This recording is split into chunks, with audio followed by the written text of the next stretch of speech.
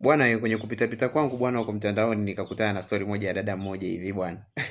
Hata historia yenyewe nikuelezea wewe mwenyewe itakushangaza kidogo.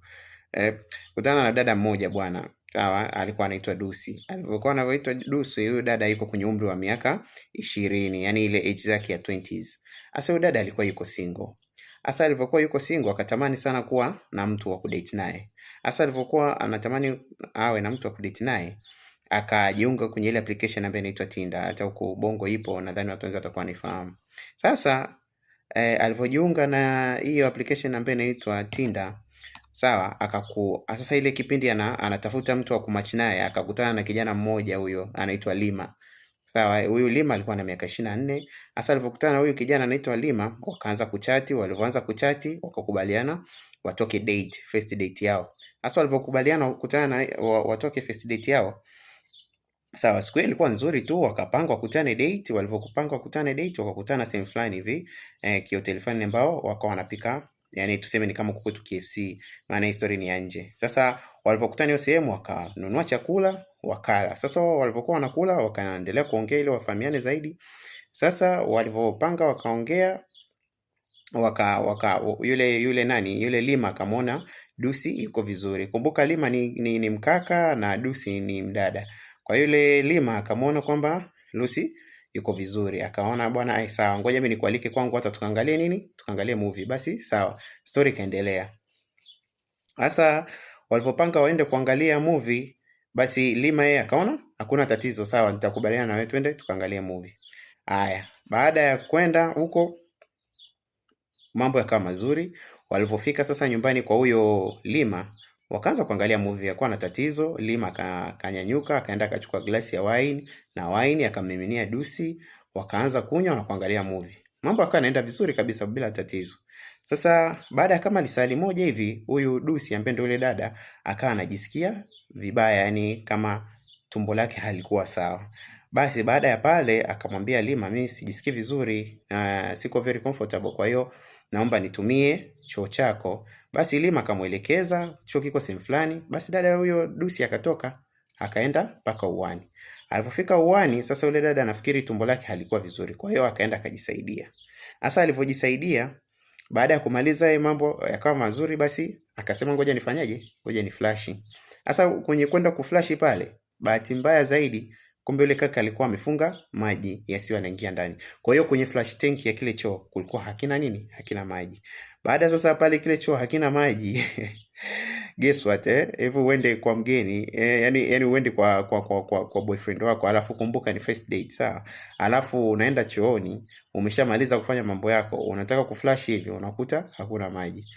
Just assume. Alafu ilikuwa ni yule dada sasa. Umeona baada ya pale akashtuka. Akasema hii ni hatari. Hii ni hatari. Kwa hiyo alichokifanya, akakaa kawaza, akasema hapa sasa ni kwenda kumuita yule kaka nimwambie choo chake hakina maji, itakuwa nifanyaje? Ni shughuli. Kwa hiyo alichokifanya yule dada, akaja na idea moja ambayo idea ni mbaya sana. Idea aliyokuja nayo mara ya kwanza, akawa na idea ya kufanyaje? Akaona kwa sababu hakuna maji, cha kufanya ni hivi, akachukua toilet paper nyingi, alafu alichokifanya akachota, yani ndio hivyo akachota kile kinyesi chake. Alivyokichota akapata wazo la kufanyaje? Aitupe nje, maana aliona kioo dirisha. Sasa kuna tatizo kwenye lile dirisha. Yani lile dirisha halikuwa dirisha la kawaida.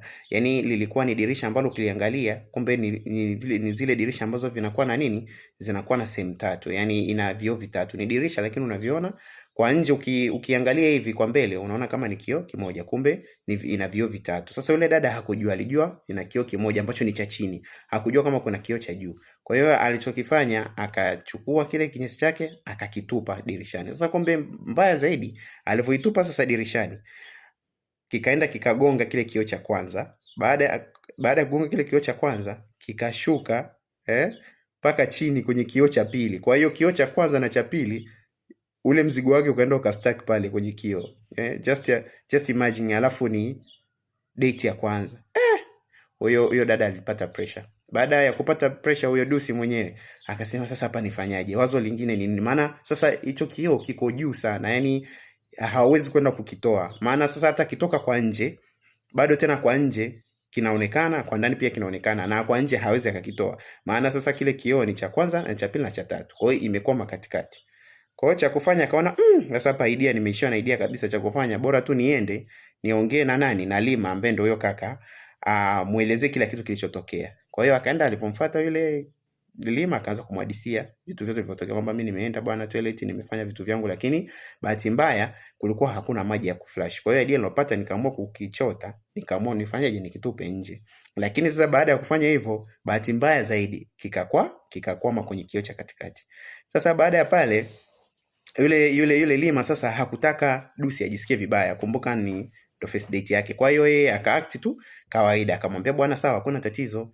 Tufanyaje, ngoja tutoke kwa nje, nitapanda kwa nje au nitavunja kile kioo cha nje sasa ili aweze kutoa ule mzigo sasa. Sasa baada ya pale wametoka nje, baada ya kutoka nje akataka kuvunja kioo, ila ule Dusi akajisikia vibaya, akasema sasa kuvunja kioo hichi itakuwa ni gharama nyingine.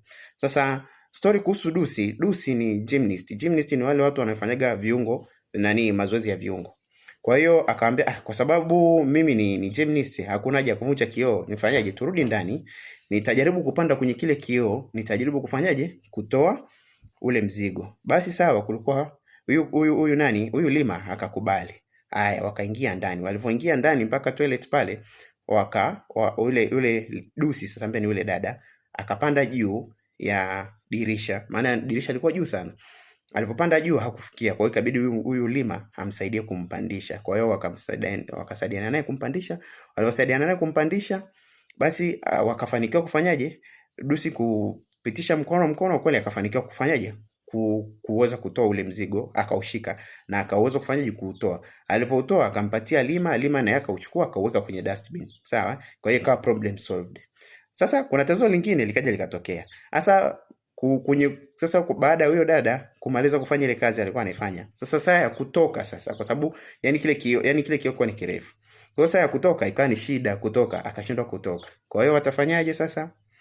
Plan B wakafanyaje? Wakaamua kupiga simu kwa wale fire department, ni wale kile kikosi cha uokoaji cha zimamoto.